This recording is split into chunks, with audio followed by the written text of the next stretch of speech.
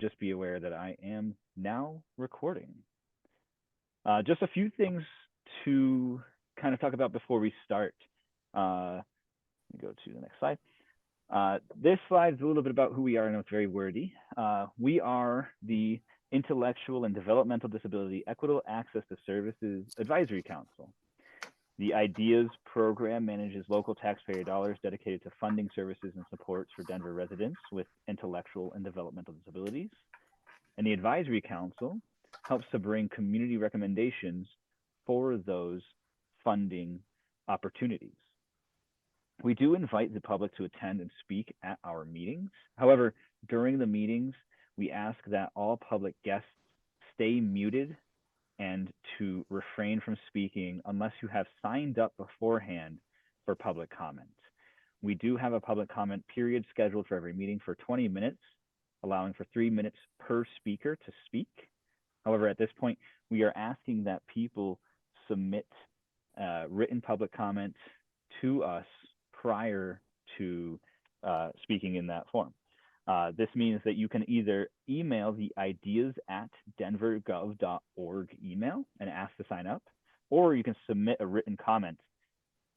If you ever need anything, you can go to our website for more information. The written comment form is linked on this slide itself, and I will be sending this out all after. So if you are wondering on how to get to that link, somebody could either put that into the chat, or you can just wait for the email follow-up after, and I will make sure that you can see how to get that.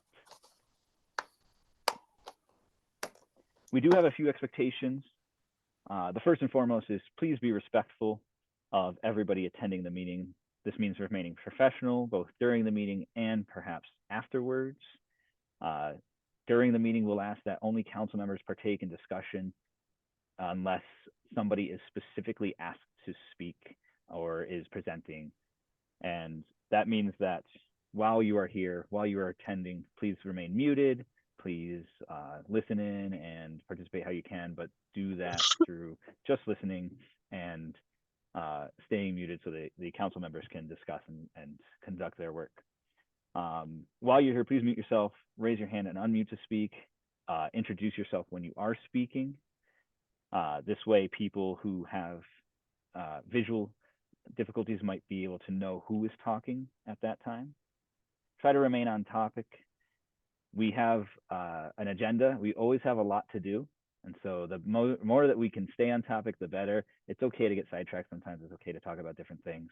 But overall, we meet here to talk about the Denver community and people with IDD and what that community wants and needs. So we try to keep that conversation to those topics. All meetings are public and recorded. Chats are also posted publicly. I would ask that if you have something to post in our chat, that's great and we welcome that. Please don't post any personal or information that you wouldn't want to be made public. So refrain from putting out emails, phone numbers, addresses, anything else like that into the chat if you don't want other people to know it. Votes will always happen in chat. Council members will say yes, no, or abstain. This way we can record them and then post those publicly. Please always remain safe during meetings. I know that sometimes we have to get from point A to point B. Our days are busy, but if you are driving and attending, I would ask that you either leave the meeting and turn off Zoom so that you can focus on the road, pull to a safe space so that you can listen, and definitely refrain from participating in any kind of votes or anything like that while you're driving. Be safe. And then last but not least, have fun. We want to keep this a good open space for our council members to come and talk, to really engage with our community here and to hear what's going on so that we can make the best decisions that we can. So keep it light, keep it fun, express how you need to express, do all the good things. This is our agenda for today. I'm just going to review this really quick, and then I'm going to turn it over to Brian, who is our co-chair for today, and then I will be quiet and we'll go on. So we're going to start with opening information and expectation settings. We're going to review and approve our meeting minutes for April. Council members, as well as the community advisory council member, will give updates. We will have a member spotlight for Brian, which will be great and fun. And then we will discuss, we'll have an open discussion for council members to talk about the sensory accessible events, such as 4th of July, have a break, And then Michaela will go through IDEAS budget projections. We don't have any written public comments submitted, so we will skip that section for this meeting today, and then we'll get on to forecasting June. And then we'll go to introductions. Brian, I'm going to turn it over here to you in a second, but I'm going to ask that our introductions be kept to just the attending voting council members as well as the non-voting council members. And so we'll go and introduce ourselves. Please visually introduce yourselves. If anybody would like to introduce themselves in the chat, such as presenters or other members of the public, you are welcome to do so. So go ahead and put that in the chat and people can know who you are. Go ahead, Brian. Hey, thanks so much, Corey. Lindsay is my co-chair, and Lindsay may be missing from today's meeting or perhaps listening but not able to interact. So Corey has stepped up and filling in, and thank you very much for helping. My name is Brian B. Like be who you are. I'm a middle-aged white guy connecting in from home. Today I've got a green shirt on and a necktie with drums on it. And I am the 2024 elected co-chair. So prior to that, I was part of this council as a community member and someone who has both a disability and received support services and also provided support services. And I joined this council as a voting member. And then this year I was elected to be the co-chair. So who else would like to come forward? Voting members on this advisory group, please come say hello.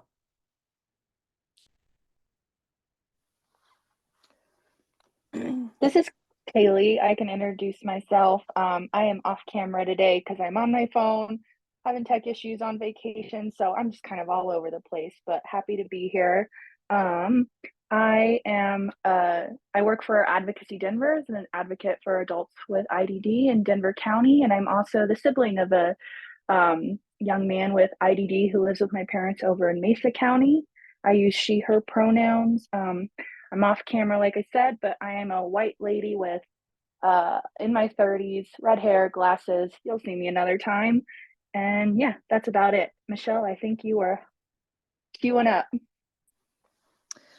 Thanks, Kaylee. I'm Michelle Dumaine, and I live in Denver. I'm mothering 2 kids, one of which is a member of the IDD community,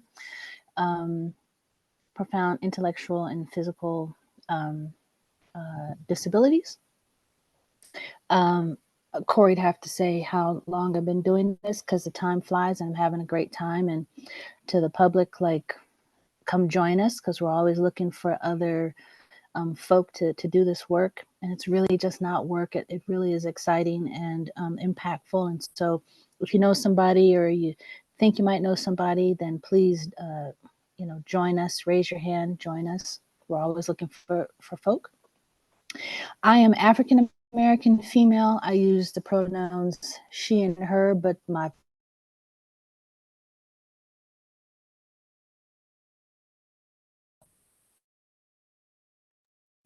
favorite pronoun is in me. I love those pronouns. I am Muslim, so that means sitting in my home office, and I have on a red and white striped shirt. And let me see who else is with us. My main man, Chris. Chris, would you like to go next? And I'm a voting member. That's right. I forgot to say that part. Hello, this is Chris Patton. Chris, I'm going to be speaking for Chris to help him out. Chris Patton is a middle-aged white guy. He's got a white and blue shirt on. We got curly hair and a mustache and a little goatee. I'm helping with Chris. My name's Hunter. I'm another middle-aged white guy with short hair and a white shirt with a little pink sun right here. Chris is the IDEAS council member, voting member, and Chris has gotten support with IDEAS council. And Chris, a little bit about Chris is he likes poetry and writes poetry, and then also likes to ski. And then a little bit about me is my name is Hunter. I like music, and that's my introduction. Thank you. Welcome in, Poetry Chris and Music Hunter. Michelle and I giving our jazz hands. Stephanie, would you like to say hello? Yes, thank you, Hunter. Thank you, Chris. My name is Stephanie Gross. I'm the founder of Move Through Yoga. We bring adaptive yoga services and methodology to individuals with IDD, as well as their families and their caretakers. I'm driving in my car right now, but don't worry, I am safe. I am a white 40-something-year-old female, she, her pronouns, wearing my daily uniform of yoga clothing. And although some people might call that not work gear, it is how I feel comfortable. And I'm super stoked to be a voting member of this council. I agree with what Michelle said. We do meaningful work, and it is an honor and a privilege to serve our community at large.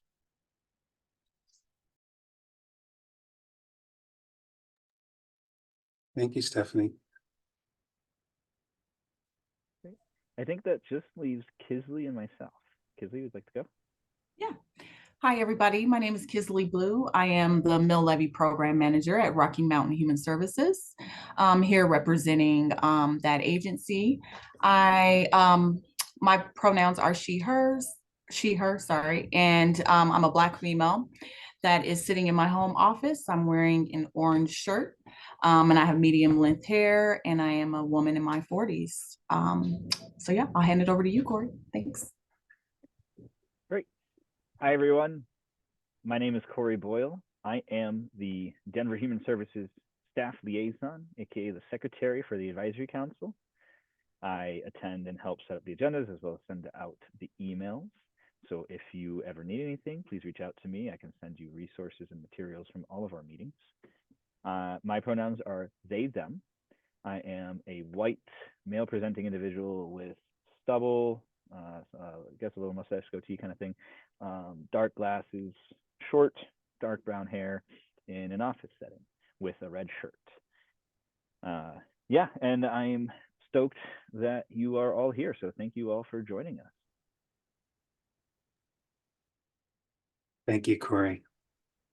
So two comments. Go back one slide, if you would, just briefly. Two comments. One, I couldn't help but notice the theme. Did you notice that nearly everybody that spoke up said middle-aged?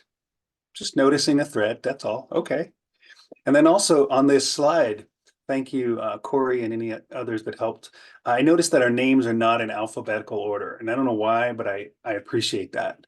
You know, the people with the Z are always last and with the A are always first, but this is not in alphabetical. Just I noticed things. So thank Corey. Okay, we can go to our next slide. It was attempted to be. It just messed Oh, up. well, good. I'm glad it didn't. First. I'm glad it didn't, because it just, I can shuffle up the is. names. Yeah. It just is. Great. All right, so our first order of business is to approve the minutes from last month. These were sent out by Corey, the council coordinator, by email, and they were emailed to people individually with a carbon copy to Michaela, as well as myself and Lindsay, my co-chair. So let's start by asking, are there any requests to change those minutes? Please take a moment to go pull them up and have a glance. Especially if you were here last month and your name has a section.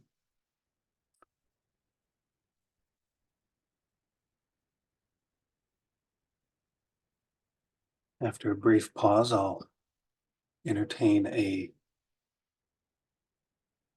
motion to approve those minutes.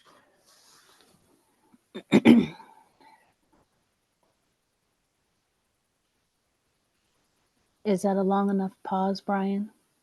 Let me ask, thank you, Michelle. I appreciate your courtesy. Let me ask once again, any requests to do any changes on the meeting minutes for last month? That would be April 30th of 2024. I might not see you in the chat. Corey might. And then, of course, you can unmute. All right, hearing no requests for changes. Yes, Michelle, please go ahead. I like the motion that we accept all 6 of those glorious pages. And This is Kaylee. I'll second that motion. can you sing it for me? Because it's me. I will second the motion. There you Thank go. you, Kaylee. Give it up for Kaylee, ladies, gentlemen, and others. Welcome. All right, all right. All right, so in the chat, if you would just put yes or no for the voting members for approving last month's minutes. And I'm just going to do a brief editorial. I often refrain because I'm like, I didn't read it all. And if I did, I don't know that I want to vouch for all of it. And this month I was like, all right, I scanned it. It looks right. So I'm saying yes. All right. Motion to approve from voting members carries. We can go to our next agenda item, which I think is me. Is that right? Oh, no, we have the Community Advisory Council update. Yes, so the CAC, sometimes pronounced CAC, is related to Rocky Mountain Human Services, one of the community center boards in our Metroplex that's over Denver County. So Michelle, please take it away.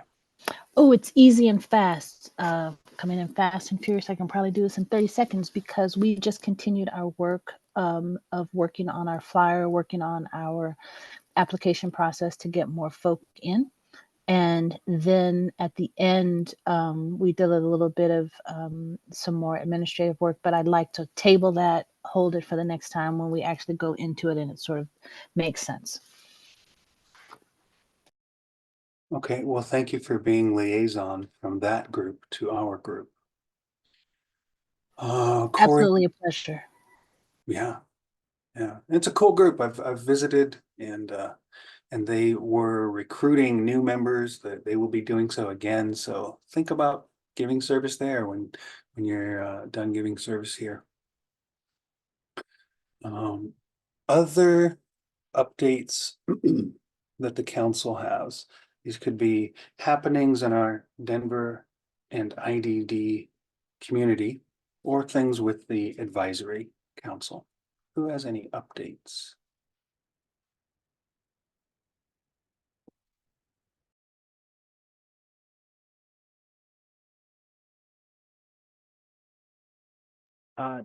We actually do have a few updates from DHS, and so we can share those. But before we do, I just want to throw that out there. If any of the council members do, please by all means go ahead and go first.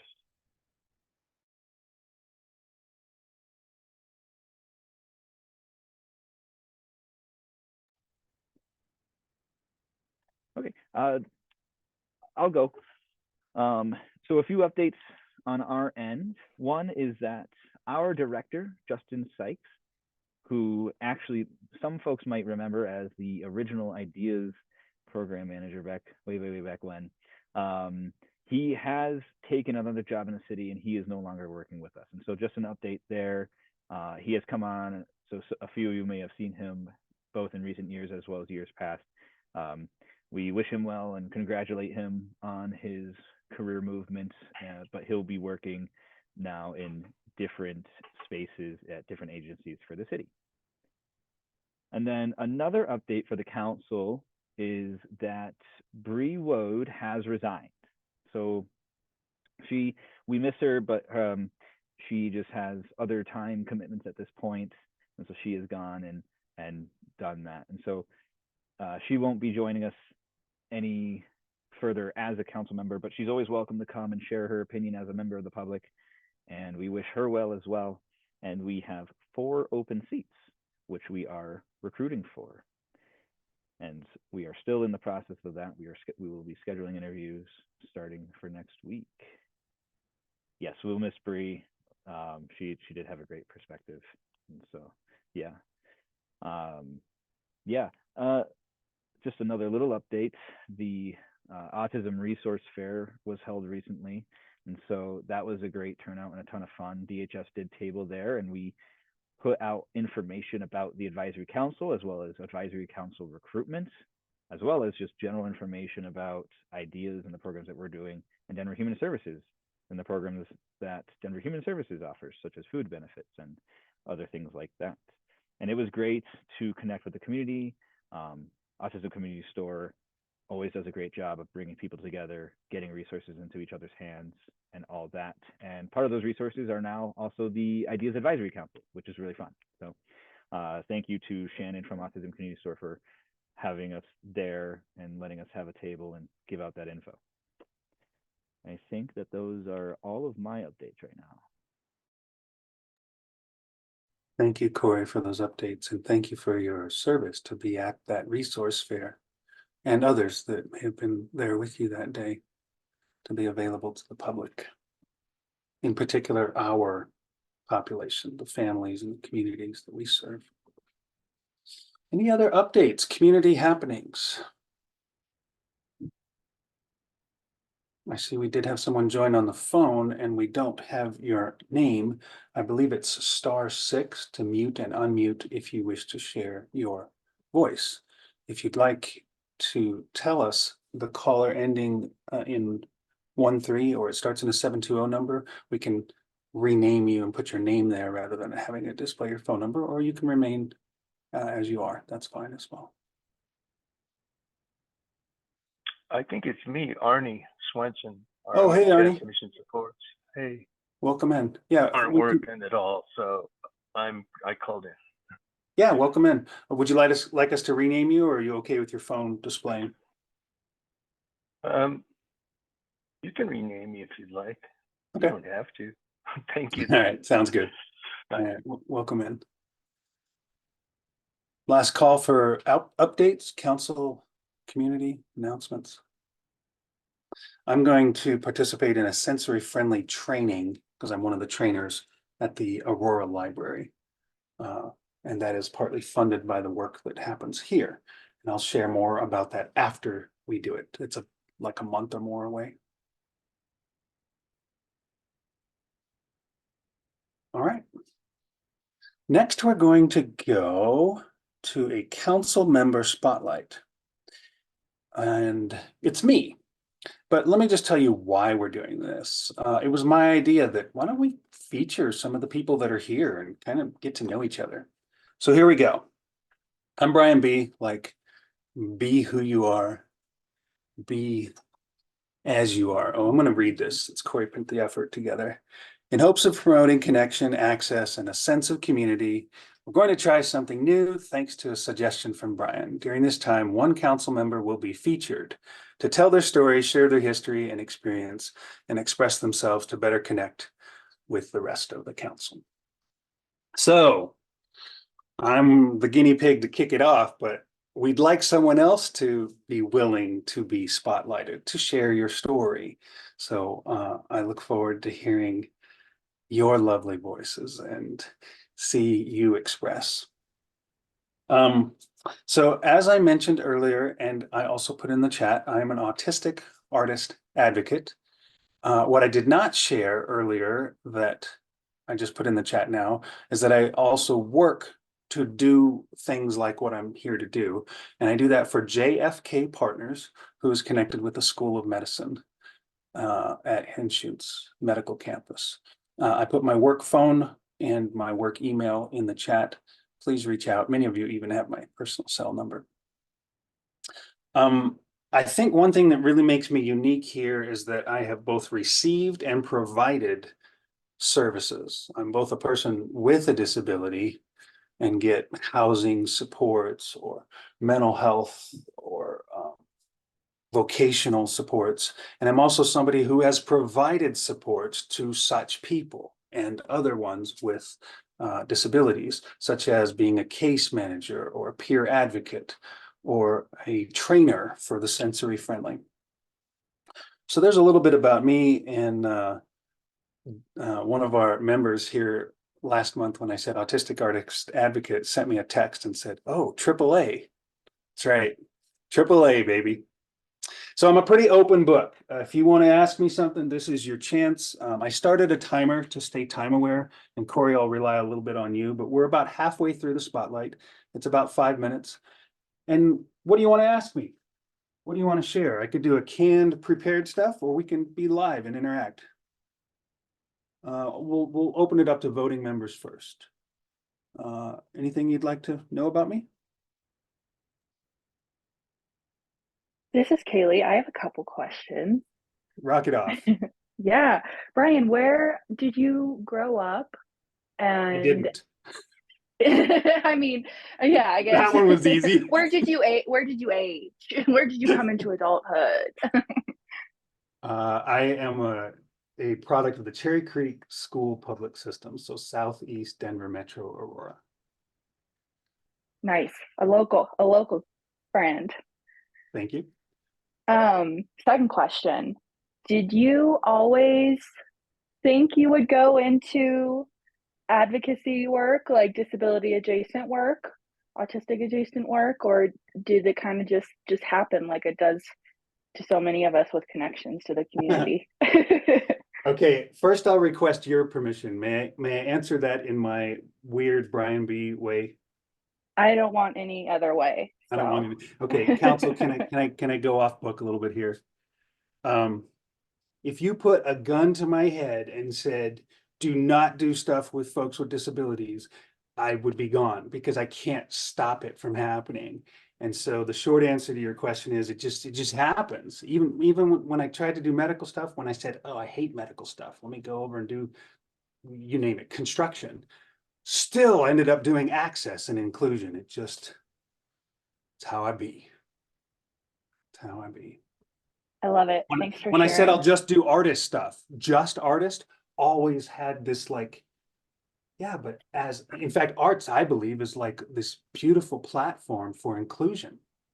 Like, yeah, of disability or of other marginalized communities or disenfranchised or different language or different culture, like arts is like, just come be a person. Absolutely.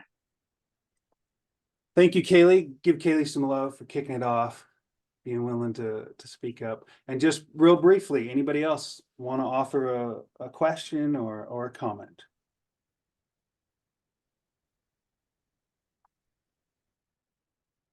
Okay, well, I will wrap it up with saying thank you.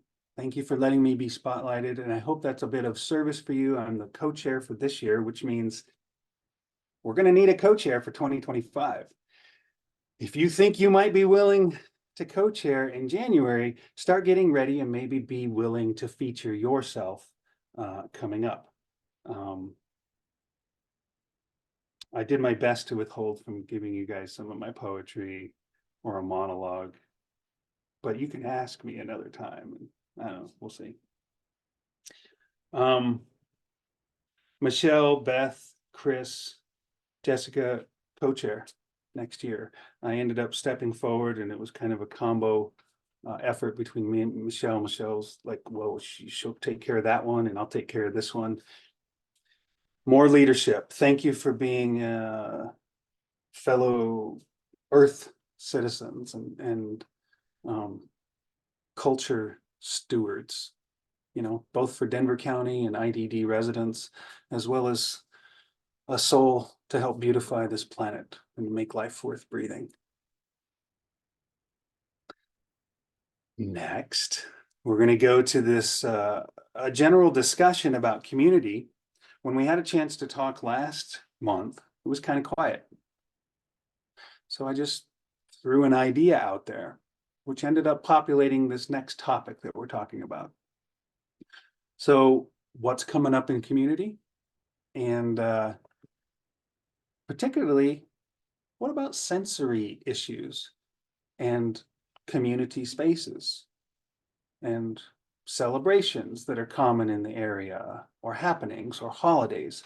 We have one coming up that's really common in this area of the world called 4th of July. We just had one a month ago, Cinco de Mayo.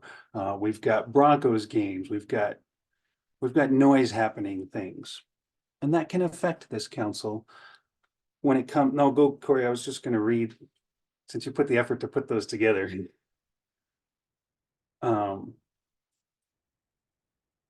Yeah, thank you. This council just wants to discuss things that have noises and sights and occurrences that may be challenging for us or just cause us to navigate life a little bit differently. So I've said enough to introduce the topic.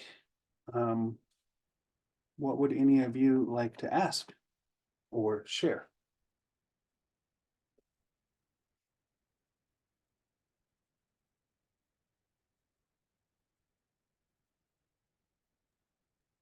Well, This is Kaylee. Brian, could you, I guess, kind of, I guess I'm not sure what I'm being asked. Is this like a time to share events, to discuss like issues with like potential sensory things happen? I guess I'm just like unsure yeah, what to be thinking.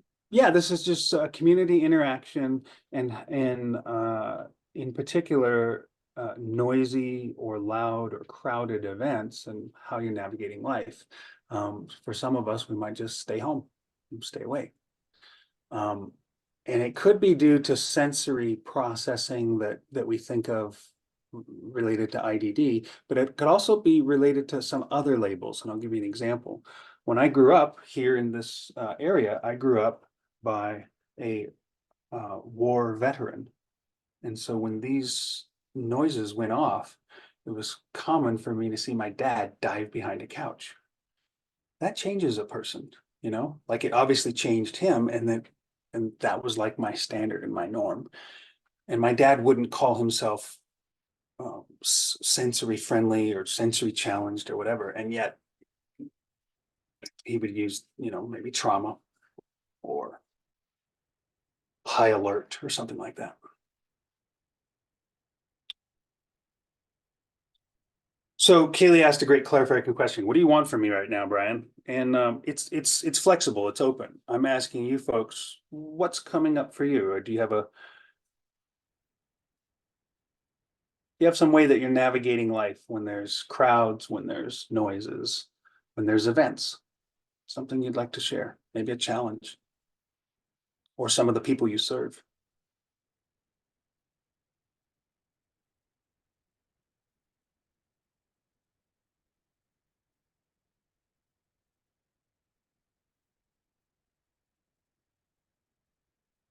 Well, why don't I kick it off with just sharing some resources that I'm aware of. And then if you have something to share, feel free.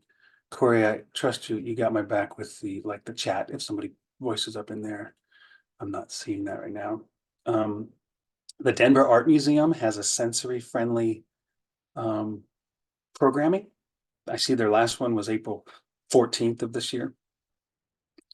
The Denver Museum of Nature and Science has, and I can, if somebody else is presenting, that might afford me opportunity to throw some links in the chat if you want. The Denver Museum of Nature and Science has a sensory friendly movie night. Tomorrow, Wednesday, May 29th, 5:30 to 6:30. $8 for members and $6. This ad is not sponsored by the Denver Museum of Nature. What was the other one I found? See, I don't know who this group. Oh, Family Theater. They have sensory friendly performances. And I did notice that when I went to online resources, if I try to phrase like sensory friendly and then did something like Denver or Colorado, like I know some of those resources that came up, but also some outdated stuff came up. And so the World Wide Web, not necessarily the most useful or up to date. Being able to talk with us and among the council could be more useful, could be more up to date. Any others that would like to ask or share? Brian, we do have someone, Tim Dolan, in the chat as a member of the public that has something to share. Not sure if this is just for voting members or if the public can join in on the conversation. Thank you, Michaela. Corey, I am fine to open it up to visitors. Did you have a set? I don't know that we. Oh, Oh, Yeah. yes, So got it. we Could it be through the chat? How about through the chat? I think it might be fine to share a resource that then we can share and disseminate. Okay. I don't, I'm not trying to quell voices or anything like that, but we have kind of restructured this council to keep conversation between council members, including voting and non-voting council members, though I often try to abstain from these conversations. With the thought being that members of the public, their space and their time is now allocated to the public comment period, and therefore should be signed up for beforehand. That way we can just kind of structure it, keep things good, keep things flowing, all that kind of stuff. But I'm not opposed to, Tim, if you want to send those over to me, I can look them over and then kind of send them out and share them with folks. Oh, and Michaela's already in the chat quicker than I am, which is great, sending out that email, which is wonderful. Yeah,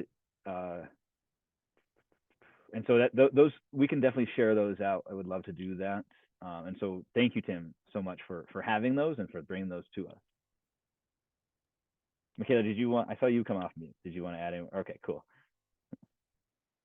Thank you, Corey. Thank you, Michaela. Thank you, Tim. Something came to mind while Corey was speaking, and that is PASCO, Personal Assistance Services of Colorado, is a fantastic local organization that does stuff throughout the Denver metro, and they may have something related to sensory friendly or inclusion, either related to July 4th or just throughout the year. I have attended their annual picnic, for example, and they do their best to pick a location that is going to be the most welcoming, financially accessible, physically accessible, the ground, and not with platforms and stairs. Brian, if you don't mind my jumping in, Please. in hopes of kind of helping conversation along, I guess I have a question for the council. I know that we're thinking about 4th of July. That's what's coming up. Oh, Michelle's got her hand up. I'll just finish this question, but Michelle, go ahead. One of the things too, that we can also talk about different ways to promote sensory accessibility that aren't always for the summer holidays. 4th of July, I think, is a big one. However, I know Halloween's also one, and trick-or-treating, trunk-or-treating, things like that might be also worthy kind of throwing into this conversation. That's a fully different season, but I don't know if anybody here on our council members have ever helped people access that, helped people deal with more people on the streets ringing doorbells, helped people kind of participate in parties or anything like that, and maybe they want to share their experiences or recommendations for that, or questions about how better to do that. That's one thing that I'm thinking of, and so maybe that can help spur some conversation along of thinking about different holidays and different events where sensory accessibility might take a different shape. But go ahead, Michelle. Oh, mine was very short, maybe 15 seconds. This is Michelle. I was going to say to Tim and anyone else that's listening in, the email that Michaela put into the chat, it's not a typo. It is actually IDEAS with 2 Ds. So we just want to make sure that we get your feedback, your input. But it is IDEAS with 2 Ds. Thank you, Michelle. Stephanie, please. Hi, everyone. This is Stephanie Gross speaking. I am off camera, but visually white female again, and I think that's what we're supposed to do. But, I live in a new development fairly close to the Rapid Stadium. And I have to say what I was so proud of was this one mother, and I don't remember her name. I wish I got her card. But she was making signs. She put on the Facebook group for our neighborhood. She said, I'm making signs for anyone who has someone with sensory issues. If you would like me to make you a sign to not ring the doorbell, or, you know, welcome to join in our festivities, but we are sensitive due to autism in our home.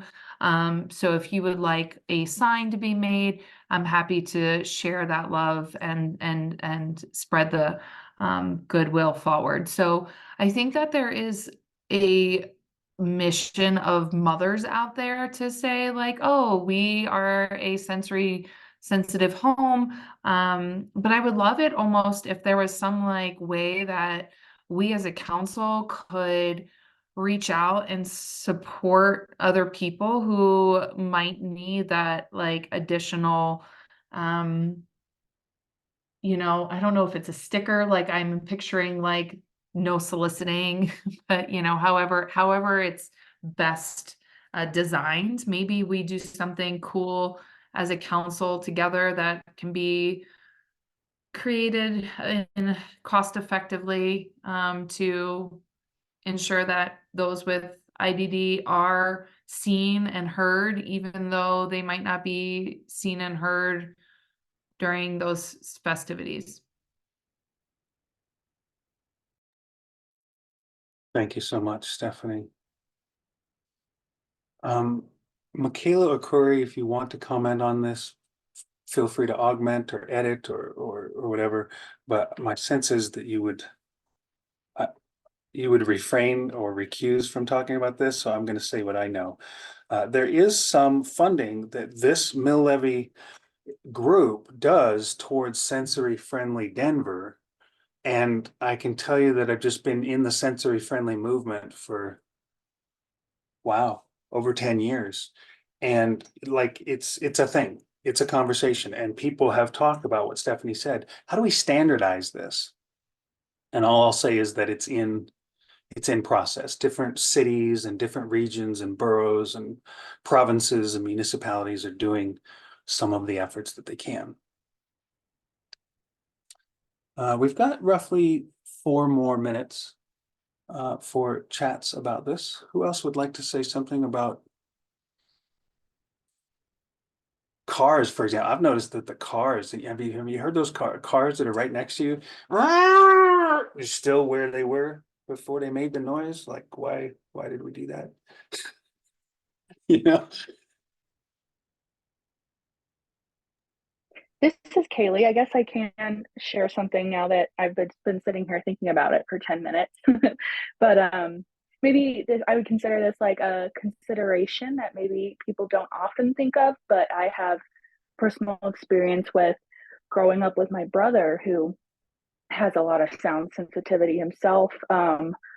And it was really difficult as kids when we would walk into birthday parties, walk into various celebrations, and there were balloons in the room because he was so terrified of the sound of balloons popping.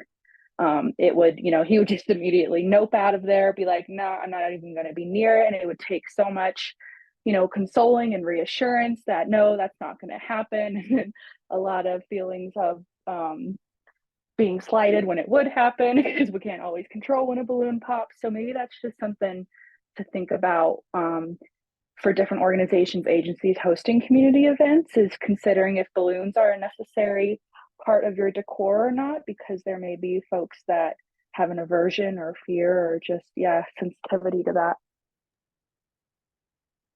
Thank you, Kaylee. So fitting.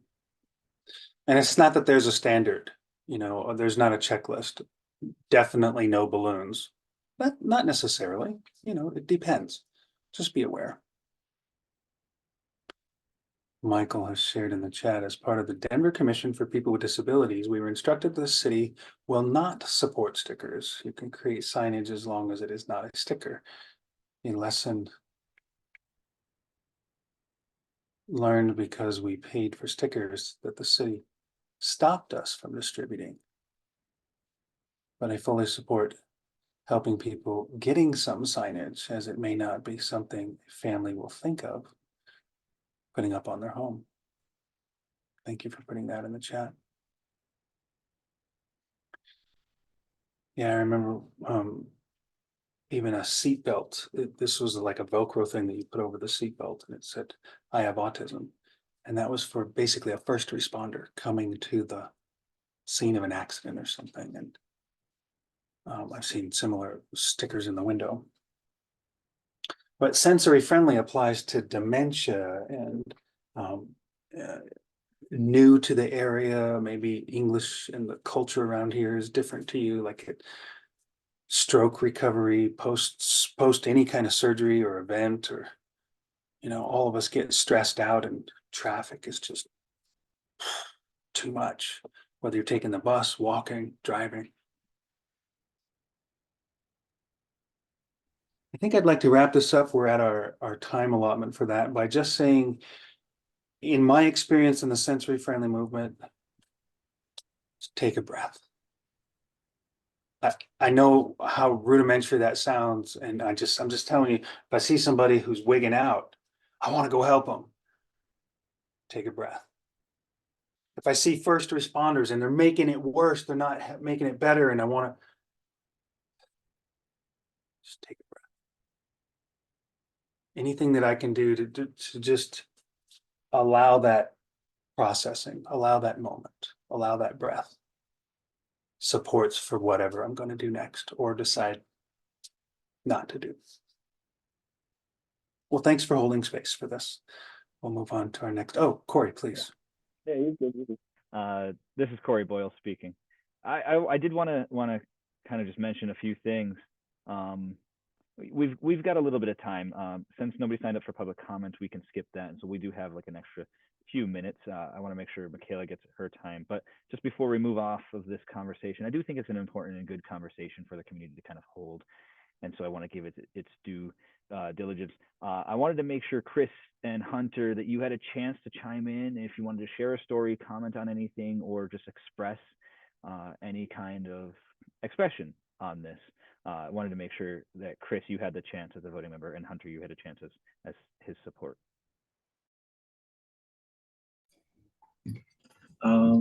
We were going back and forth on, do you want me to share that stuff or not? Mm-hmm. Yeah, okay. So you said something about cars are loud, and we've been talking about fireworks. And I'm just gonna kind of mesh, I think, Chris's ideas, because he's wanted to share, not wanted to share, but in the past week, there was that storm, I believe, actually, I think it was a week ago on Tuesday. And generally, Chris does get a little worked up when there's the thunder and the lightning and the anticipation of it moving in. And I'm newish to working with Chris, so I wasn't really here the last thunderstorm season. So this is kind of a new thing as well. But I was told, to be, that is something, and Chris has told me about that. But when it happened, he did go downstairs for a little bit, but came quickly back up 20 minutes later, and I felt like I asked me, "Are you okay? The storm's here." Because I think I was cooking dinner or something like that. And he was okay. He stayed in the kitchen with me, and it passed pretty fast. Even though the storm was going on outside, it was raining, it was thundering. I would think that kind of what Brian was talking about taking a breath, that's something that Chris does a lot. We call it a lion's breath. And it's just kind of that for both of us, for everybody. I think it applies to me too. Like if I'm feeling stressed out or too much, we do the lion's breath, and it kind of helps, like we talked about resets. So I think we were on the same page. We kind of do something similar. And I think, like Chris was saying, taking that breath and then facing it. And, would you agree, Chris? I think that's kind of what we talked about, but I think that's what we have to say, right? But thank you. Thank you, Hunter. Thank you, Chris. And thank you, Corey, for that specific invite.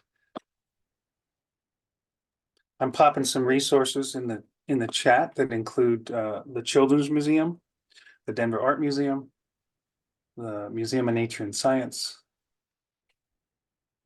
No endorsement of those is particularly implied, by the council at large.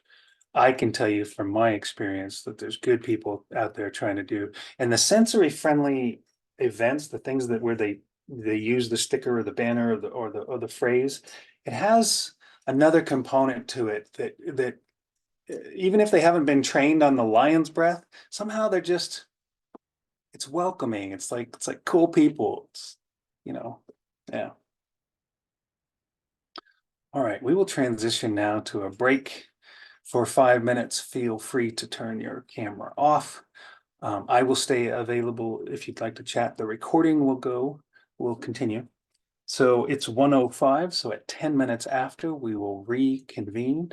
Please take care of yourself. Please network with other people, return a text, use the bathroom. We are on a 5-minute break. I'm going to stay available. Do you need me? So we'll return at 2. Sorry, this is Corey speaking. We'll return at 2:00 p.m. And then we'll invite people to reinitiate Thank their you. cameras and everything. My eyes read the time wrong. Thank you No very much. worries. Yeah, cool. All right, thanks everyone. Enjoy your breaks.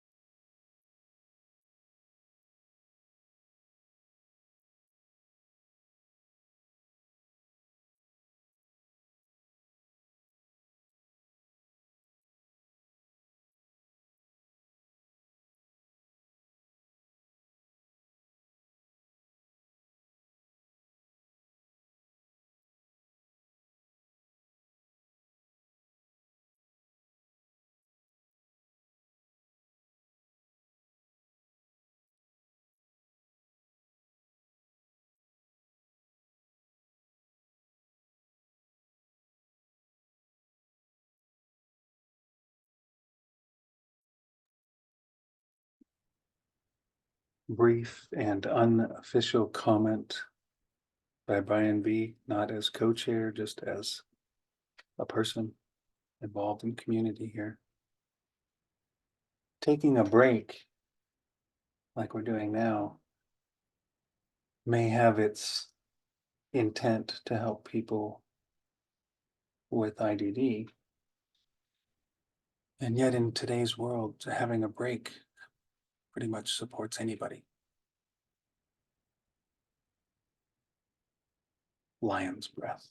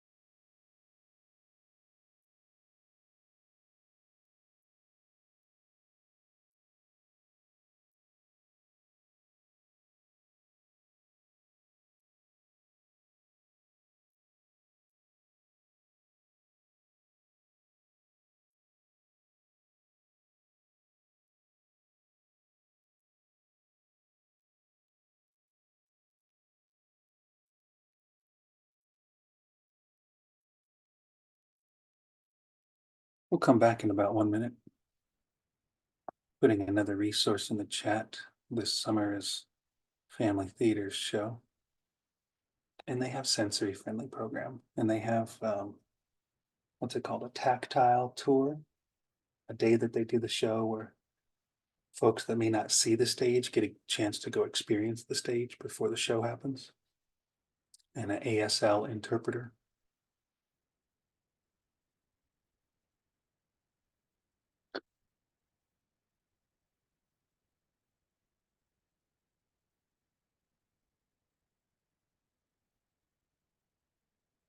I didn't know about the tactile tours. That's really cool. It is really cool, and it's intended for those that are blind, but come on, like, how cool is that? I want to go touch things now and get on stage. You know what I mean? Like how Right? many, As a former slash current theater nerd, that sounds so fun.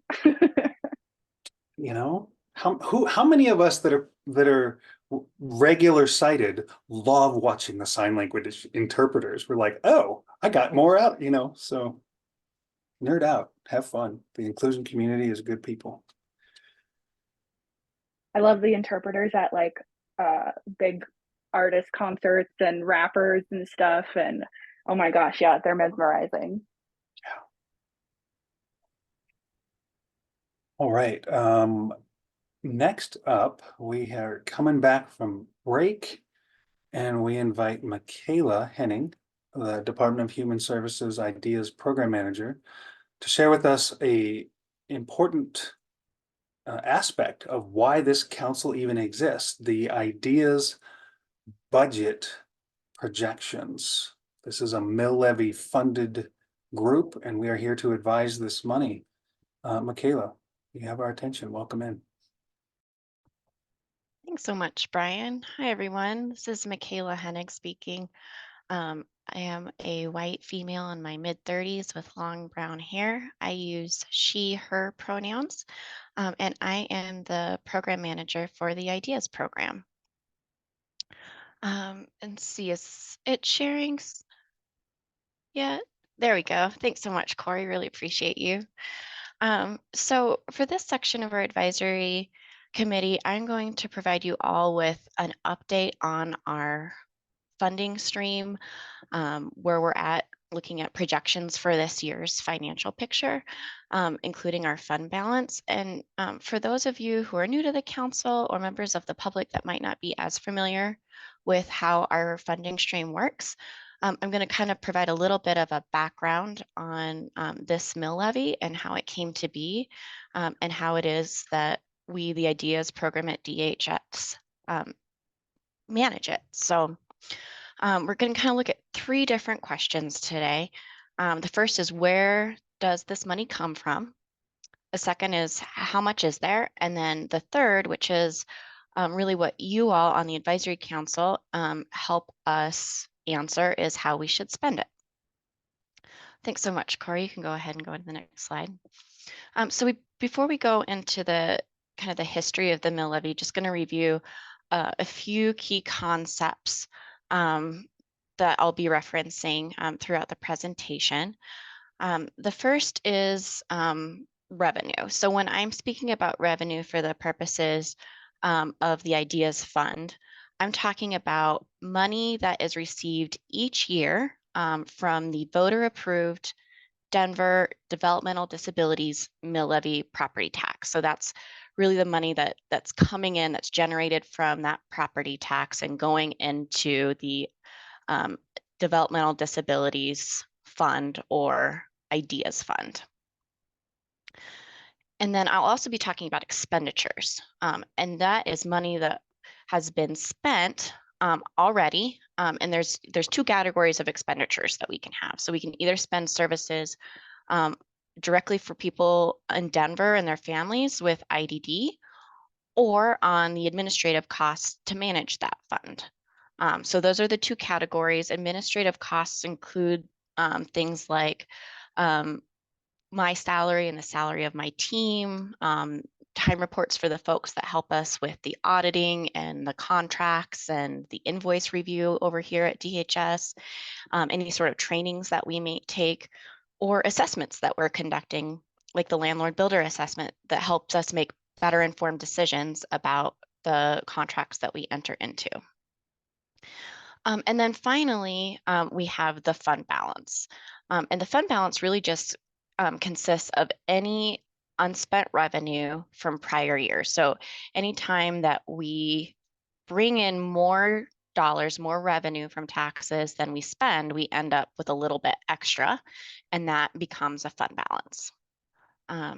So I'll pause right there. Any questions from any of the council people?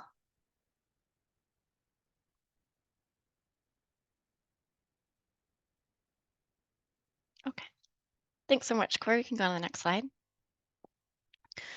right, so where's this money that we're talking about during these meetings come from? And really, it's a tax, and it's a type of tax called a property tax. And property taxes generate revenue that support local programs and services like our schools, our libraries, our affordable housing, and in Denver, services for Denver residents and their families with intellectual and developmental disabilities. And so all of those services, all those dollars stay within the county. They can't go and support state or federal projects. And the services are local within the county. So real quick for you, a question, Brian, on that note. You mentioned earlier that you were engaging in a training for Aurora libraries. I know you've done some work with Sensory Friendly Denver on Denver libraries. So I'm wondering if maybe the work that you're doing on Aurora libraries, you mentioned that it was funded by some of the work we do here. Would that perhaps be the mill levy from Arapahoe or Douglas that was, or I guess it would be Arapahoe that was doing the Aurora library? Yeah, thank you for asking. I Yeah. do not administrate the contract, so I don't necessarily see how much money and where the lines are. So you're right. I may be doing something that is not in fact funded by this group. I Gotcha. don't have that clarity. I just have been asked to be one of the trainers, and then so I'm going to go do it. And But that's fantastic. I have done sensory friendly training that I know is funded partly by this group. Is that particular one funded here? I don't have that clarity. Yeah. Yeah. And I know that you're a very in-demand entity in the Denver metro area. So not surprised that you're working in different municipalities. Part of our job here at the IDEAS program is to make sure that the dollars that are generated by the Denver Intellectual and Developmental Disability mill levy tax stay within Denver and benefit the residents of Denver and their families. So I'm guessing if you're working for the Aurora Library, Brian, it was probably funded by another funding stream. Since all the work that we do here and the services and supports that we fund stay within Denver. Okay, so we've got property taxes. We know that they're local. We know they serve local services and supports. And then our property tax is a mill levy. And a mill levy is a special type of property tax that's based on the assessed value of a property. And the rate of that tax is expressed in mills. And the word mill is taken from the Latin, I think it's mille. Or if you think of Spanish, the word for 1,000 is un mil. And so we're talking about $1 for every $1,000 of the assessed value of a property. And what took me a while to understand being new to this is that the assessed value of a property is very different than the market value of a property. And the Denver Assessor's Office is the office that determines what an assessed value of a property is. And it's usually they reduce it by amount and then they multiply it by a fraction and you get that.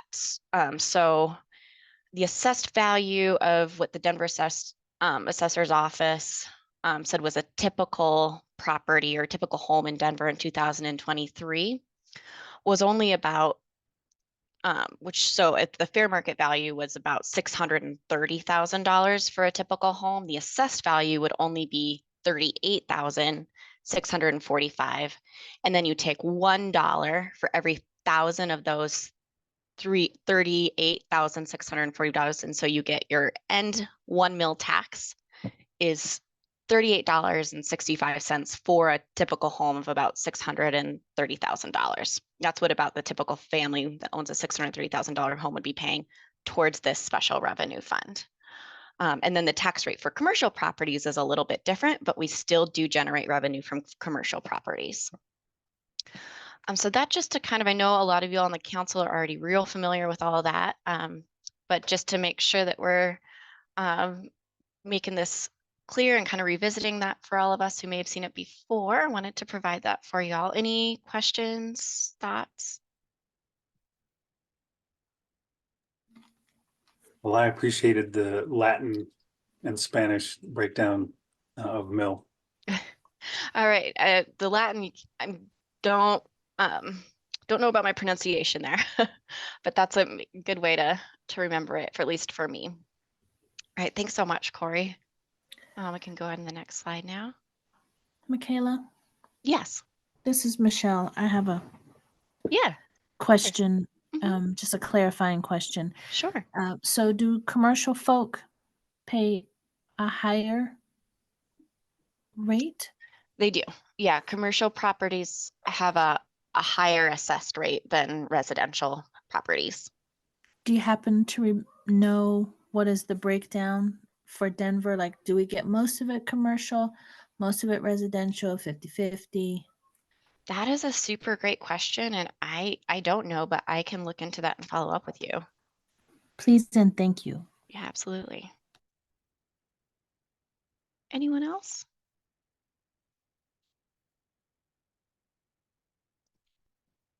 Okay.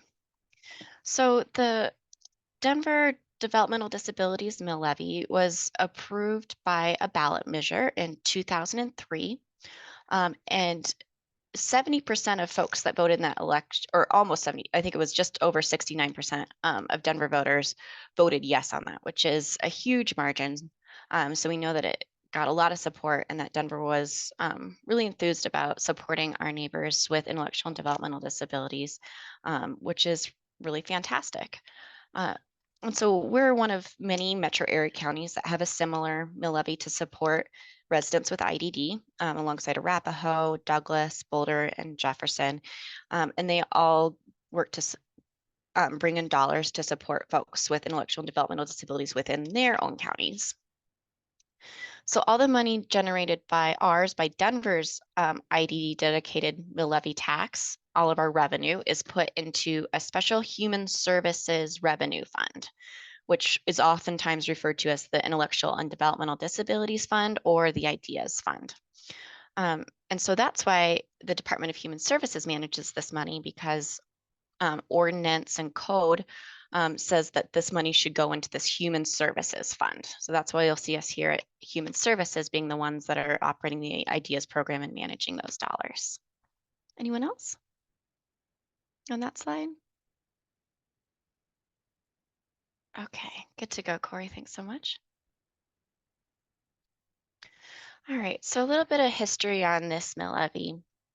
So from the time the mill levy was passed in 2003, all the way up into 2017, all of the dollars that went into that fund were spent exclusively by Rocky Mountain Human Services, which was formerly Denver Options on behalf of Denver residents with IDD.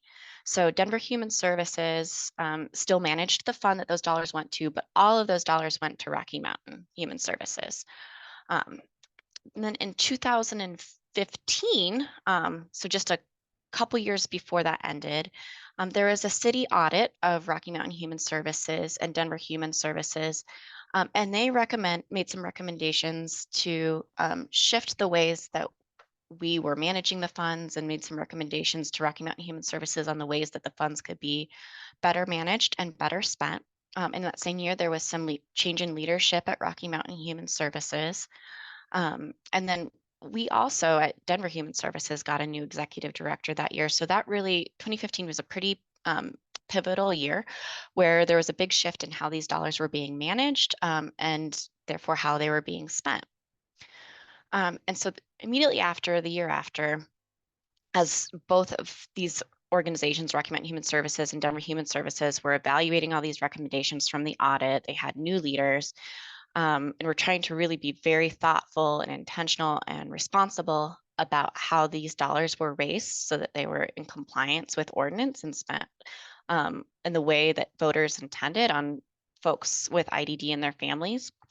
A fund balance started to accrue because it becomes a little bit harder then to program out those dollars when you're going through that shift and trying to make sure that you're monitoring and spending them in these different ways. And partly in response to that, a couple years later, IDEAS sat this advisory council, so the advisory council that you all are on today, to say to our community, we've had these dollars that we haven't been able to spend. We want to spend them in a way that is responsible, that on services and supports that you want and need. And we want to hear from you about how best to do that. And so that's kind of a brief high-level history of what brings us here today, is that we're really trying to figure out how to spend these fund balance dollars and making sure that we're being responsible to the community in using these, the developmental disabilities mill levy funds and the fund balance that had accrued in this past few years in a responsive way to meet community needs. Brian, thanks so much. I see your hand. I'm going to hit 2019 and then I'll come right back with you. Is that okay? Awesome. So then 2019, we codified, we put into code this mill levy, and it kind of listed different ways that DHS could spend those dollars. So before, you'll remember the very first line up that you see on the PowerPoint, the dollars were only spent by RMHS, but after 2017 with the advisory council and then 2019 with the new city code, the city said, okay, Denver Human Services, you can now contract with other vendors outside of Rocky Mountain Human Services, which was at the time the Community Centered Board, now the Community Case Management Agency for Denver County. You still can contract with Rocky Mountain Human Services. Indeed, that's where the bulk of our funding goes, but you can contract with other vendors. And Denver Human Services hired their first IDEAS program manager to kind of help shepherd and steward those funds. And so that was kind of a really high level overview. And Brian, any questions you have on that? Not a question, just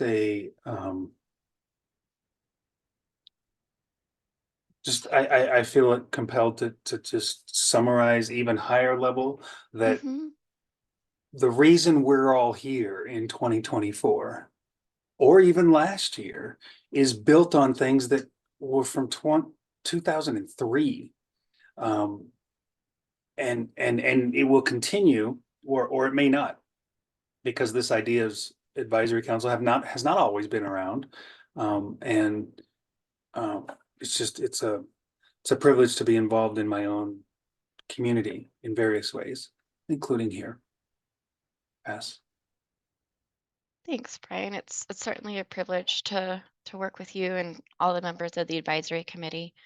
I think it's this critical piece of what we do, and so I very much hope that the advisory council will continue to exist and in a very meaningful way. And I'm excited to kind of share these budget updates with you. Any other questions before I move on?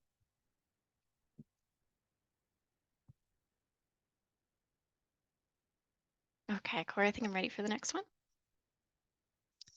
Okay, so we went over where our money comes from. It comes from the mill levy, and then we'll talk a little bit more about how much money there is now. So for this year, and we're just talking about projections, so what our best guess is, because we don't know for sure, we anticipate that we'll get about $26.77 million in revenue this year from the Intellectual and Developmental Disabilities Tax Fund. We anticipate that we will spend about $29.3 million, about 97% of that on services and supports for folks with intellectual and developmental disabilities, and that's the solid orange line you're seeing, or bar in the middle of the screen. And then we're anticipating we'll spend about a little over $830,000 on those administrative expenses. So that's the hashed little orange line that you see at the very top. And those are going to be what we anticipate to be all of our expenditures. And so you'll see that our expenditures, we're spending more than we are bringing in this year. And so that means that our fund balance will retract a bit.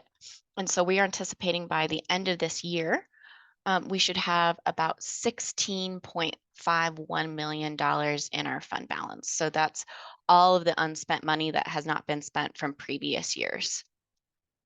Any questions there? Okay, go ahead to the next slide, Corey. Thanks so much. Alrighty, so this is a look kind of at 10 years of what accountants call, well, sorry, I should say, we're looking at both actuals and projections. So actuals are what accountants call spending that has actually happened. So for 2018 to 2023, for those 6 years, we were looking at those actuals, and then from 2024 to 2028, we're looking at projections, our best guess at how much money we think will come in as revenue, how much we think we're going to spend, and then what the fund balance will be at the end of the year. So you can see that from 2018 up until 2022, our revenue, the green bars, were always exceeded, was more than our expenditures, the orange bars. And as a result, you'll see that blue line, the fund balance, going up and up and up. And actually the fund balance, we were able to get the data in there, but the fund balance actually started in the end of 2016. So we had this fund balance building because for all of those years from 2016 to 2022, we weren't able to spend all the money that were coming in, and we wanted to be very responsible and community informed about the way they spent that. We just didn't want to spend dollars to spend them. But then by last year, 2023, was the first year where you'll see a shift in that. So in partnership with you all, our community, we were able to really start spending those dollars in ways that were responsible, were aligned with the ordinance, and were responsive to the expressed needs of the community. So you'll see that we spent about $28.28 million, but only brought in about 23.2. And so then you'll see that line started to dip. And our projections, so looking at our contracts that we have in place now, we're projecting that that trend will continue. So we'll see a little bit more expenditures than we are revenue for the next 5 years, and that our fund balance will continue to decrease. And so that is really a success because we don't want to have lots of money sitting in the bank that could be benefiting Denver residents with IDD. We want to be out there doing good things for the community in partnership with you all. And we wanted to do it in a really responsible and informed way. And I think from this year, we're really seeing that we're starting to do that. Any questions on this slide? Brian B. Yeah. Oh, my camera's off. Sometimes I try to say things back to you just to help me. I've heard other people say that it helps them. So there was a lot of money and leftover money. And so this council was created. And then now in just checking back on that, we've done what we're here to do, which is advise where to go spend the money. And we've done that. We've spent some of the money and now the money's coming down a bit. That's correct. Thank you. Perfect. Thanks, Brian. Beautiful. Anyone else? Okay, I think we're ready to go to the next slide. So one of the questions that's the tough one is how long will this fund balance last, this leftover money? And so we have different projections showing that the fund balance will be range anywhere from $1.4 million by 2028 to $12 million by 2028, which is a pretty wide range. And that's because there's a lot of unknowns at play that we can try and predict, but we don't really know for sure. So one of those things is how much revenue will actually come in, because this is based on property tax. A lot of it has to do with, the economics of real estate, commercial and residential, and that can change as we, even in the last 10 years, pretty dramatically, sometimes in ways that we can't always anticipate. We also don't know how much money our contracted partners will actually spend. You know, when we go through the negotiating process, we try and work very carefully with them to make a responsible budget where, you know, they think this is what they'll need, this is the cost of providing these services. But especially when we are working with some of the pilots that we have in place, these pilot projects, it's the first time these services have ever been done. And so we don't really know exactly sometimes what these services and supports will cost because it's a learning experience. So sometimes our contractors end up spending pretty much all of their contract, and then sometimes they're underspent. And so those are kind of one of those variables that can impact what our fund balance will be and by what year. And then another question that we will face and probably have some conversations about with you all is how much will we be spending on our current pilots after their contracts have ended? You know, what other revenue sources will be made available to support them? What will the outcomes and objectives be? And how do we want to continue to prioritize those along with other needs or gaps that you all identify for us? Any questions on that point?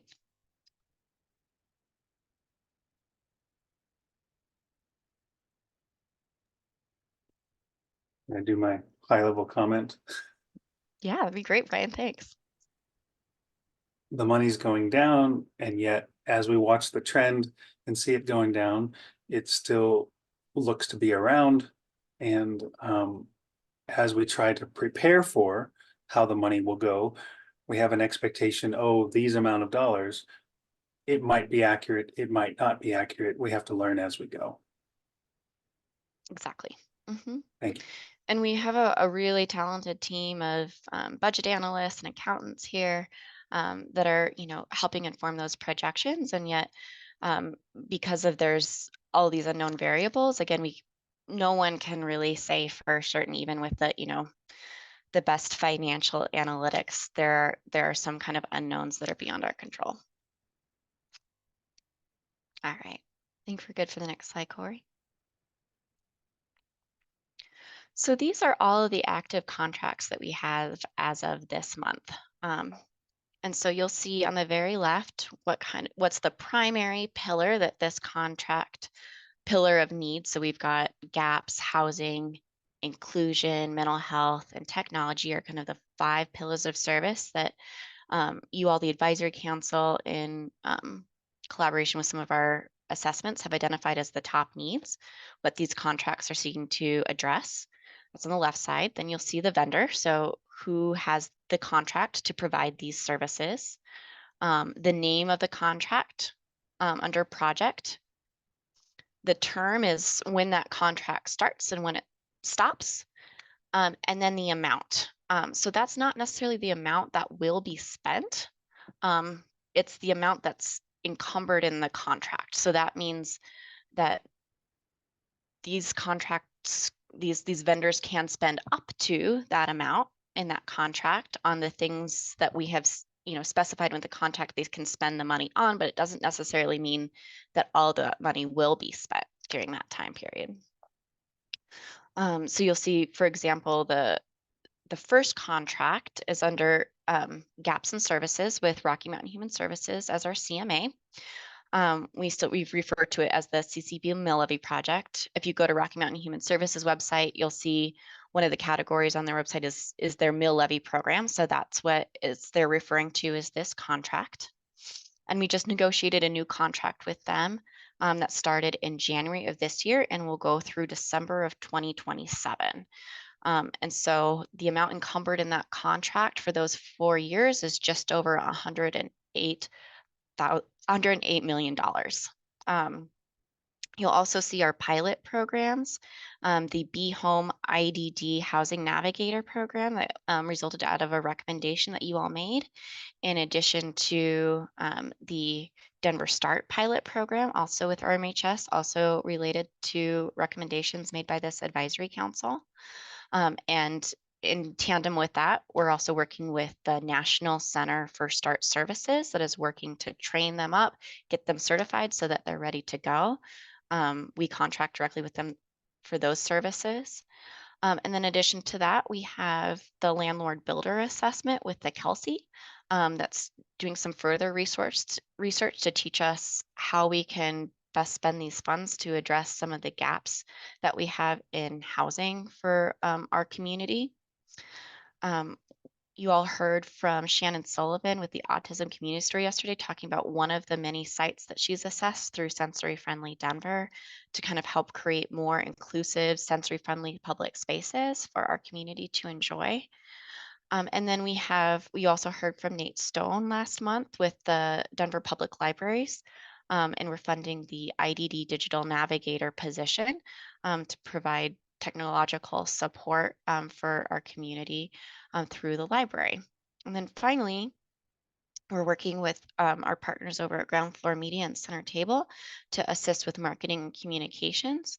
And we do that on a purchase order every year. It's estimated right now that we're going to spend between $50,000 to $75,000 with them. Any questions on that? I know that it's a lot of information. I breezed through it, but I wanted you all to have kind of the snapshot picture of all of the contracts that we have in place now, approximately how long they last, and the amount in those contracts.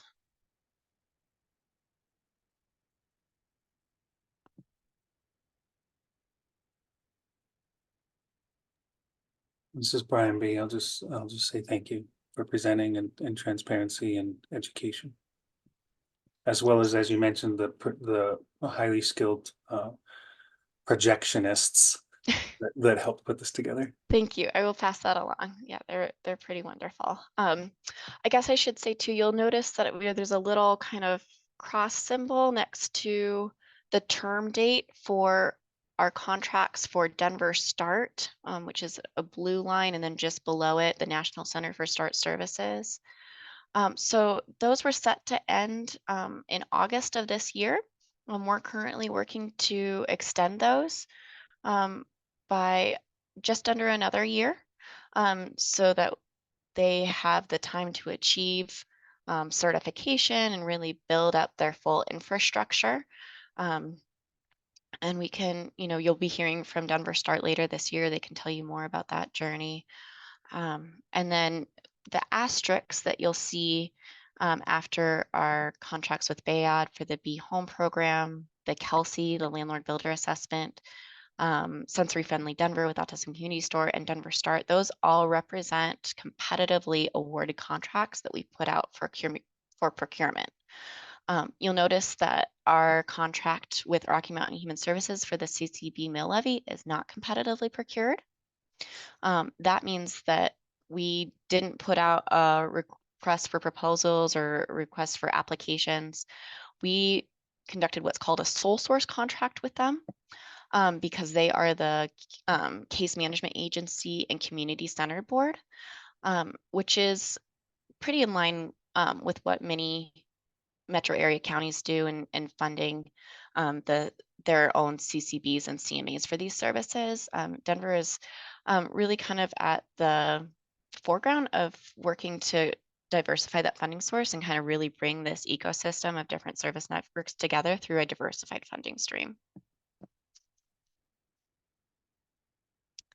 Okay, I think we're ready to go to the next slide. Thanks so much, Corey. So in the next couple slides, I wanted to talk to you all a little bit on a very high level about what we hope to do next. So you heard that we're spending down our fund balance, which is a success, that we still have a fund balance. We just don't know exactly how much it'll be and by when, but we wanted to continue to evaluate the recommendations that you've made and take action on those. And so what we are exploring currently is doing a new mini grants program that is called Voices. And that stands for Vital Opportunities for Inclusion, Choice, Empowerment, and Self-Advocacy. So Voices mini grants. And so this will be the first time we use grants instead of contracts or purchase orders. And this is a new way that we can partner with oftentimes smaller, more grassroots community agencies to provide services and supports to our community through a way that because it's not a large contract, the application process is a little bit more streamlined, a little more accessible. The invoicing process, the reporting process, they're they're all a little bit different than contracts. So we're actually hoping to utilize the IDDEAS fund through Point B, which you all remember was a project that wrapped up late last year as a model for making an accessible funding process with community-informed decision-making. And we're looking at a couple different recommendations you all made to us in creating this program. And the first was back from 2019, which was to implement programs, trainings, campaigns, and/or events to inspire, drive, and incentivize true inclusion for residents with IDD. And so Point B was one of those contracts that we executed as a result of that recommendation. We also see the Autism Community Store, Sensory Friendly Denver, being created as a result of that recommendation. And so after Point B finished their contract, we really appreciated all the work that they did in that space. We wanted to continue it. And so this is kind of one of our answers to address that initial recommendation that was made. In addition to a recommendation you all made for us in July of last year, which was to explore potential programs for empowerment, self-advocacy, identity, and choice for folks with IDD in various events, trainings, and other potential modes of inclusion. So that will be our next step. We're still really trying to iron out all the details of total amount, number of awards we'll make, the process for that. But we're really excited to share that out with you and bring you into the loop. And we'll probably be coming back to you in future meetings to talk about, what your recommendations are for, different selection criteria or what you'd like to see, what types of services and supports you'd like to see through the mini grant program. And that might be meeting gaps that you're experiencing in your own lives or professions or circles. And then Corey, we can go ahead and hop on to the last slide. And so in the long term, we want to keep working in partnership with you and the broader community of folks with IDD in the Denver metro area to revisit and prioritize existing recommendations and any new recommendations that might come our way based on new and emerging needs and priorities. We're so excited to hear from the Kelsey during our advisory council meeting next month. They'll be presenting on their findings from their landlord builder assessment and what other potential projects we might be able to fund through those recommendations in alignment with other housing related recommendations that you've made in the past. And then on an ongoing basis, we're going to continue to work with our really talented group of accountants and budget analysts over here at the city to analyze the financial information as it comes in. And the more and more information we get, the better and better our projections are as we over time. So we're going to be doing that all together, all at the same time, in partnership with you to figure out how we should continue to spend these dollars in a way that makes sense for you and your communities and your families. So thank you so much for allowing me this time to present this update for you. It really means a lot, and I'm looking forward to answering any other questions or hearing your thoughts.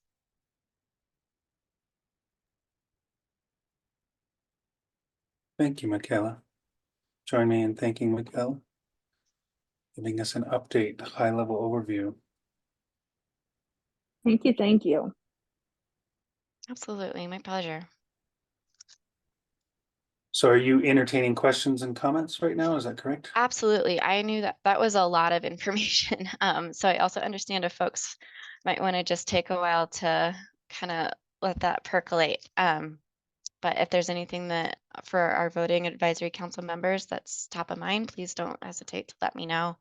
If I can't answer it now, I'll do my best to get those answers and get back to you.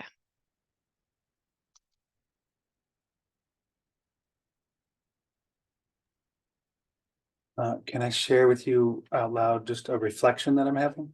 Please.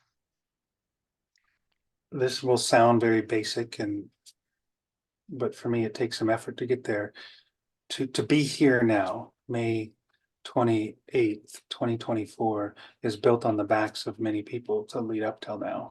IDEAS Advisory Council, the mill levy funding, the spending, the building up of the money, the property tax, commercial, residential, and then the gathering of this council.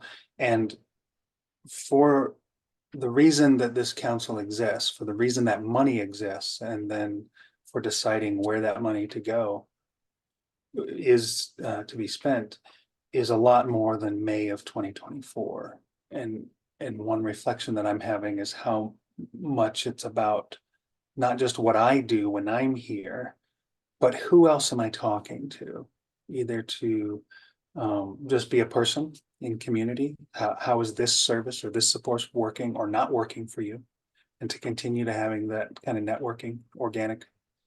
And then also networking in terms of if I think that what this group is doing is valuable, whoever we are will only be here for a limited time, whether we're DHS staff or whether we're co-chair or visitor. And so what can we do to involve others in the conversation? What can I do to involve others, to visit, to share, to have a voice, to let us know what they know from experience? Pass.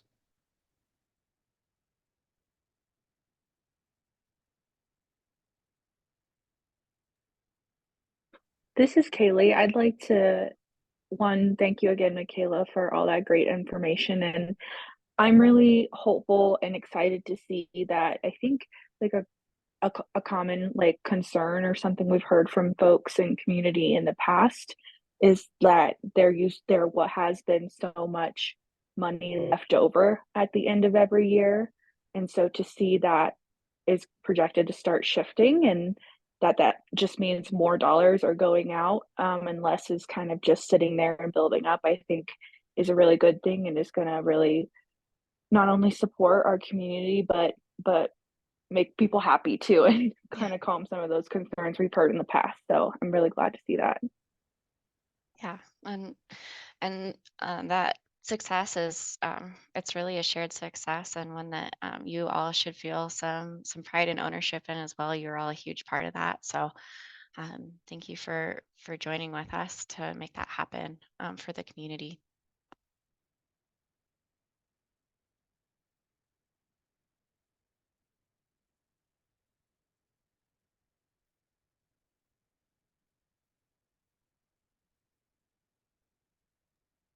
Couple of thank you messages in the chat for you, Michaela.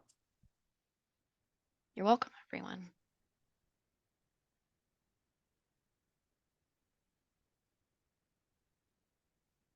All right, well, are we going to our next agenda item then? All right. We are in our final little more than 15 minutes of our meeting. It's 2:42 and our target is to conclude by 3 o'clock. Corey, do you want to pull up any agenda? Maybe you're navigating that now. The slide. Yeah, sorry, I was just getting that going. Right on. This is Corey speaking. So just for everyone's awareness, we didn't have anybody signed up for public comment, so we have moved through that agenda item. And I just want to make sure that I'm clear on that. At this point, to join public comment, you're welcome to sign up, and we have a few different ways to do that. And I'll make sure to kind of pop those into my follow-up Corey, I'm so communication. sorry to interrupt. Your voice is very faint. I'm wondering if you can turn up your microphone. Thank you. So sorry.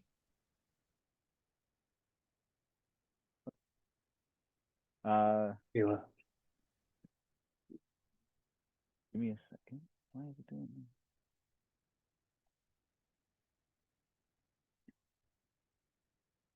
that? Okay, how's this? No change. Okay. Huh. I'm hearing Corey clearly. So Michaela, I don't know if it's your speaker or if anyone else is having the same problem, but I can hear Corey. Thank you, Kaylee, for speaking up. Yeah, I can hear Corey clearly as well. It's when you said faint, like I noticed that, but I'm still, it's very discernible for me. Okay. Theater voice. Theater. All right. Sorry to everybody else in the office. I guess I'll try to project a little louder. But yes, so I just wanted to make it clear for everyone that at this time we are requiring that people sign up for public comment, and there's a few different ways to do that. I put those links in the agenda that I send out. I also put them in this PowerPoint, and we'll make sure that it's also concluded on our website. We'll make sure that that's out there for everyone. And so if you ever have anything that you want to bring to make sure that we do hold a public comment, just go ahead and sign up on those. Send us an email at IDDEAS@denvergov.org, and we can make sure that you get on there, and then you can tell us your stories. So the next thing is just forecasting next meeting. Our next meeting is June 25th, 2024. If that date doesn't work for anybody, please let me know ahead of time so I can make sure that I'm on the ball to reschedule it. We will have some predicted agendas. We will have a presentation from one of our contract partners who needs to give that, and that should actually be a fun share out about the assessment that they're doing. I won't go further into it right now, but that'll be on the agenda for then. Is there anything else that you want to make sure that I include either for next agenda or for future agenda?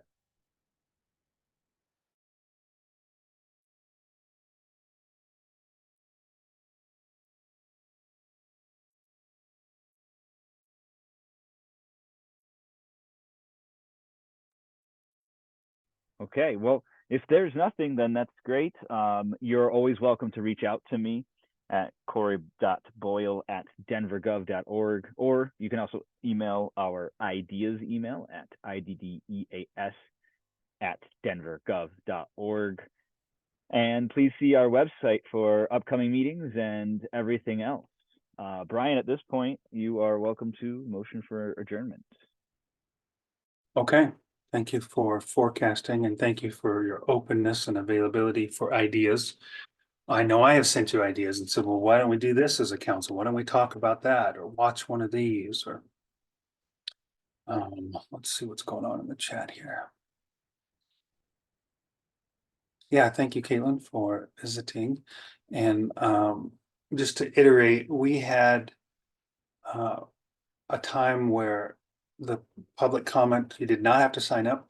Now you do need to sign up for public comment. And some of that is a protocol that we need to do for why this group exists and how we keep it a safe space together. I will entertain a motion to adjourn.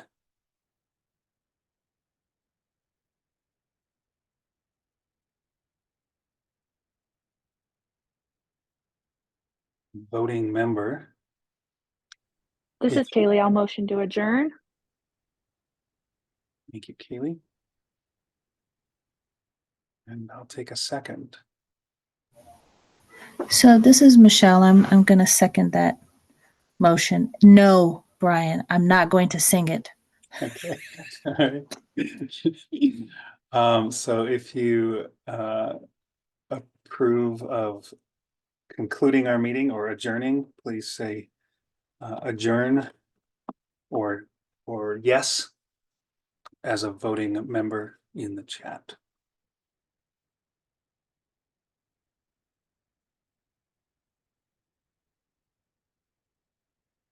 If you're a voting member here and you agree that we can conclude now. Right on, Michelle.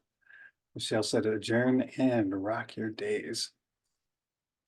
That's 4 of us, Corey. Does that complete that? All right. All right, well, thank you all.